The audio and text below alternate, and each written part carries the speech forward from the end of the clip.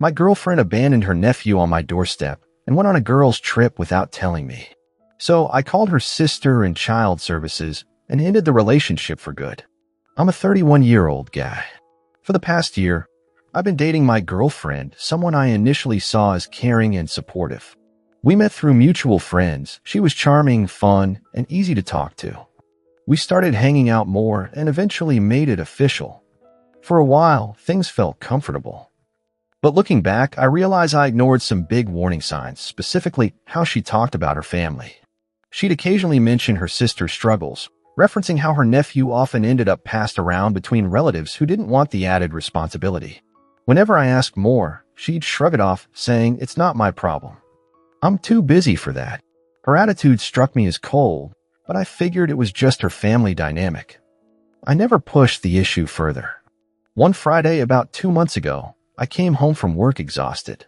My plan was to sink into the couch, order some takeout, and maybe watch a game or two on TV. As I pulled into my driveway, I spotted a little boy sitting on my front steps, his small backpack beside him. He looked about 6 or 7, blinking in confusion. My heart hammered. I parked, hopped out, and asked gently, "Hey, kiddo, are you lost?" He answered, "My aunt dropped me off." At first, I didn't know how to react. Then I noticed a hastily scrawled note in his hand with my address on it. Recognizing my girlfriend's handwriting, I felt a jolt of disbelief. I asked, "Did my girlfriend bring you here?" And he nodded. The note read something about him needing a place to stay for the weekend, and that she'd explain later. No courtesy text, just her nephew on my doorstep. I guided him inside, gave him a glass of water, and asked if he was okay. He shrugged, saying he was hungry. I rustled up a quick sandwich and some fruit, trying to stay calm. My phone hadn't rung or vibrated all afternoon, so I checked for messages. Nothing from my girlfriend. Shock turned to anger. Who abandons a child at someone's house without any warning? I tried calling her, straight to voicemail. I tried again, still no answer. Then I texted her, "Why is your nephew here? Are you coming back soon?" No response. I was left with a confused kid who had no clue why his aunt vanished. I asked him if he knew where she went. He shrugged, saying she mentioned a girl's trip with friends. That's when it dawned on me. She decided to dump her nephew on me so she could jet off to wherever without telling me a word. Unsure of what to do, I rummaged through the boy's backpack. Inside was a small tablet, a t-shirt, underwear, and a few crayons, hardly enough for a full weekend, let alone who knew how long. I asked him about his parents. He said he lived with his mother, my girlfriend's sister, but apparently the sister was out of town for work. My girlfriend had volunteered, or so he believed, to watch him. Then she dropped him at my place. I felt the immediate urge to contact someone. My first thought was to call the sister, but I didn't have her number. All I had was my girlfriend's. Next, I considered calling my girlfriend's mother, but I'd never spoken to her either. Anxiety spiked. A child's well-being was at stake, and I had no real authority or plan. I sure wasn't prepared to babysit for days without warning. Still in disbelief, I tried calling my girlfriend one more time. Straight to voicemail again. My next step was to call a mutual friend to see if anyone knew the sister's number or had any clue where my girlfriend was. The friend sounded baffled, saying she left with a group of girls to some beach resort. She was bragging about it all week.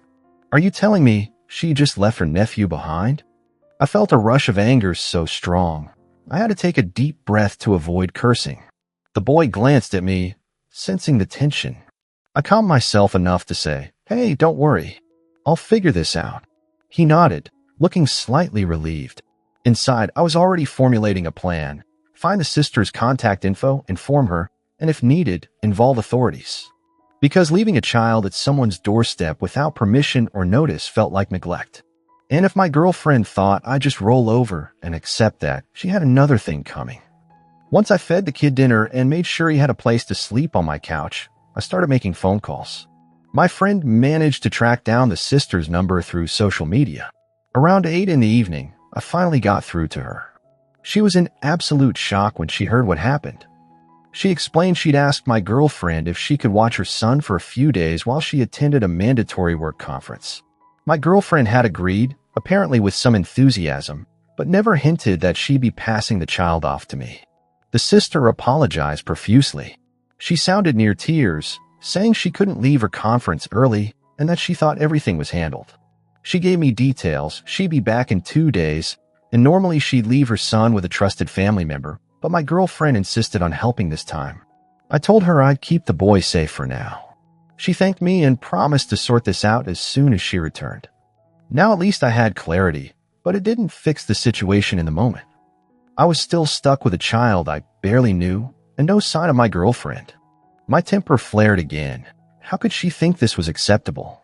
If she had asked me in advance, I might have been willing to help. But sneaking off for a girls' trip and dumping a kid at my door was downright deceitful. By day's end, I set up some blankets on my couch for the nephew. He was surprisingly easygoing, more bored than distressed. I tried to keep him entertained with a board game and some cartoons, but in the back of my mind, I was seething. I texted my girlfriend a final message. I spoke to your sister. She told me everything. Call me ASAP or we're done. I doubted it would get through, but I needed to state my boundary. The night was restless. I kept checking my phone, half hoping she'd appear or at least text some explanation. But nothing came. In the morning, I woke up to find the boy rummaging for cereal, asking if we could watch more cartoons. I plastered a reassuring smile and tried not to let my annoyance show. It wasn't his fault. He was just caught in the middle of my girlfriend's irresponsible decision. Mid-morning, I got a short text from her, busy with my friends. Relax. He's fine with you. My blood boiled. That was all she had to say. No apology, no plan, just a dismissive he's fine. I replied, this is unacceptable. Come get him now, or tell me where you are. She didn't respond. I fought the urge to call her 100 times, but realized it was pointless. Her phone likely stayed on silent while she was partying. A knot grew in my stomach. I felt compelled to ensure the boy's well-being beyond just feeding him and keeping him entertained. If my girlfriend completely vanished, would the sister get back in time? What if something happened? I thought about calling child services preemptively, but decided to hold off until I saw how the next day played out. Meanwhile, I did my best to keep the boy comfortable. We played a few rounds of a simple card game, walked to a nearby park, and grabbed some takeout for lunch.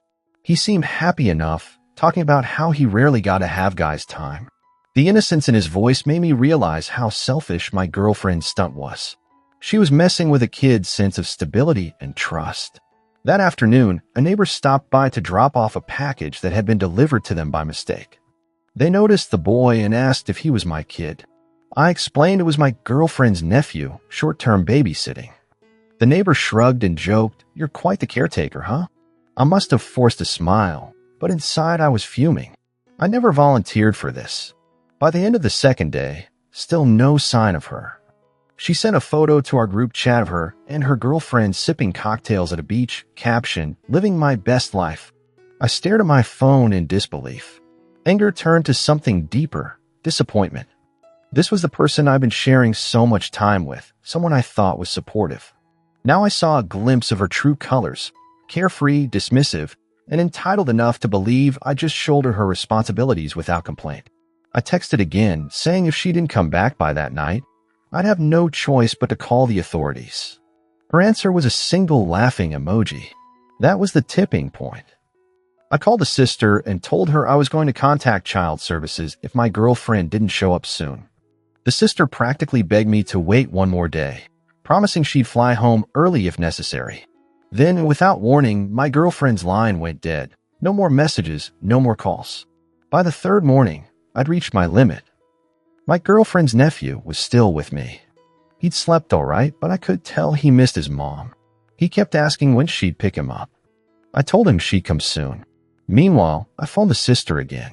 She said she'd managed to switch her flight and would arrive that evening, sounding desperate to fix this. She apologized over and over, admitting her trust in my girlfriend had been a grave mistake. I reassured her the boy was fine, just confused.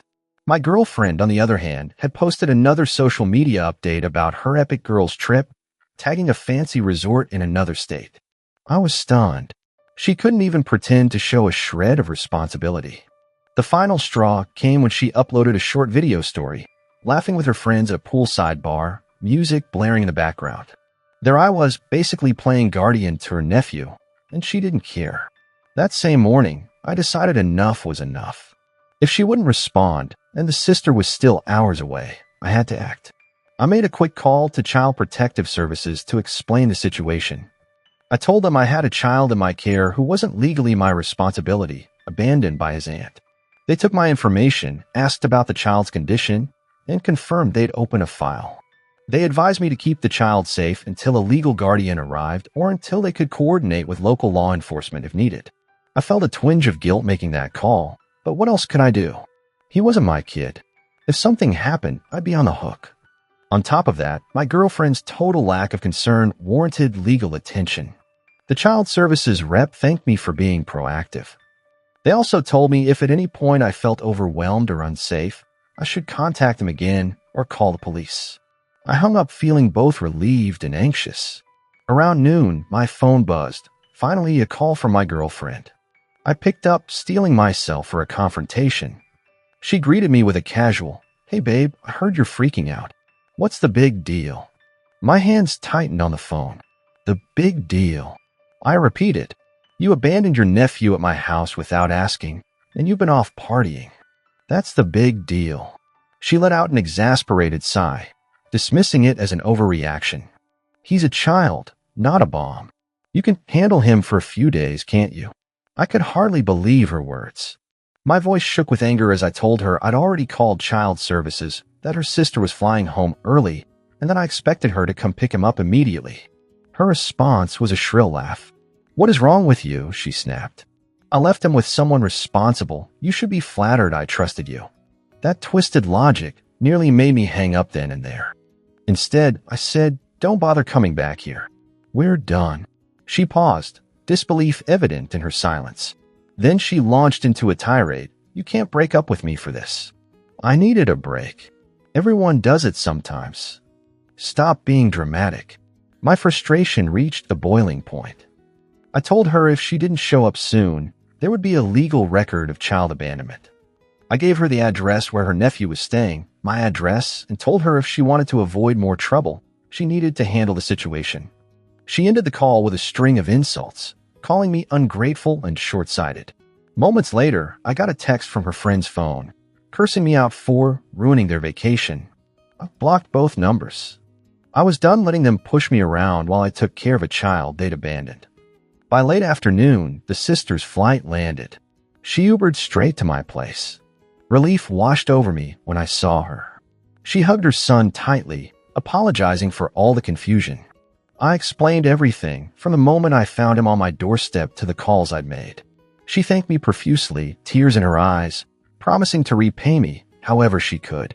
I told her no payment was necessary, but that I'd already contacted child services. She understood, saying it might be for the best, given her sister's behavior. We sat together for a few minutes, the boy munching on snacks while we discussed the next steps. The sister intended to file a formal complaint about my girlfriend's conduct, highlighting her total irresponsibility in this scenario. I said I'd cooperate fully, providing any evidence or statements they needed. Because, as far as I was concerned, she had to face the consequences of her choice. That same evening, as the sister was preparing to leave with her son, my girlfriend unexpectedly appeared. She burst through my front door, face flushed with anger, shouting about how I was blowing everything out of proportion. The sister stood protectively by her son, glaring. My girlfriend tried to yank her nephew over, calling him buddy like everything was normal. But the boy shrank back toward his mother. My girlfriend's rage then turned to me. She demanded I take back my call to child services, claiming it would ruin her reputation. "This was just a misunderstanding," she yelled. "You can tell them you overreacted." I crossed my arms, explaining I'd done exactly what was needed to protect a child who'd been left without consent. The sister stepped in, telling her, "You had no right to drop him off like that." My girlfriend rolled her eyes, claiming we were all making it a bigger deal than necessary. At that point, the sister calmly stated she'd be pressing charges if child services pursued the case. The tension was palpable. My girlfriend looked around like she couldn't believe we'd turned on her. She tried a final tactic, tears. She whined about the stress she'd been under, her need for a getaway, how she assumed I'd be cool with it. I shook my head. You never asked me. You never warned me. You just left a kid on my doorstep. She opened her mouth to argue, then realized we weren't budging. Eventually, the sister left with her son, promising to keep me updated. My girlfriend started packing her things from my house, ranting that I'd betrayed her. I watched silently as she stuffed her clothes into a duffel bag. Before storming out, she spat, "You'll regret this. You just cost me a relationship with my family." I answered quietly, "You did that to yourself." In the days that followed, I learned through the sister that child services had opened an inquiry. My girlfriend was questioned regarding her actions. The sister also consulted an attorney who suggested they could pursue charges for reckless endangerment if child services found sufficient grounds. I didn't relish the idea of seeing my now ex in legal trouble, but I recognized it was her own doing. If she'd simply apologized and come home to fix the mess, maybe things would be different. Meanwhile, I dealt with a barrage of messages from mutual friends, some taking her side, claiming I was a jerk for snitching. But many agreed that no child should be abandoned like that. I offered my side of the story calmly, showing screenshots of her dismissive texts. Most people who saw the evidence understood why I ended the relationship so abruptly. I won't lie, there was an emotional toll. Part of me remembered the good times we'd shared. But any nostalgia paled in comparison to the rage and disbelief I felt when she dropped a kid on my doorstep so she could go party. To me, that was a deal breaker, revealing an alarming lack of empathy. The sister eventually updated me. Child services recommended mandatory counseling for my ex, especially if she wanted to maintain any relationship with her nephew. She also had to explain herself in detail to their mother, who was livid. My ex tried to spin the story, but the text logs and that note she left with her nephew spoke for themselves. As for me, I feel relief. I'm no longer tangled in the web of someone who'd treat a vulnerable kid like a burden to be cast off. Sure, I'm single again, but that's a small price to pay for peace of mind. If there's one takeaway, it's that a person's true nature becomes glaringly obvious when responsibility enters the picture. Sometimes you see who they really are and realize you need to walk away. So that's what happened when my girlfriend abandoned her nephew on my doorstep without a heads up. I called her sister, called child services, and cut ties for good. It was painful, stressful, and left me shaken, but I stand by my decision. Nothing justifies leaving a child in the dark so you can sip cocktails by the beach. If that makes me the bad guy in her eyes, I'll gladly wear that label, knowing I did right by her nephew.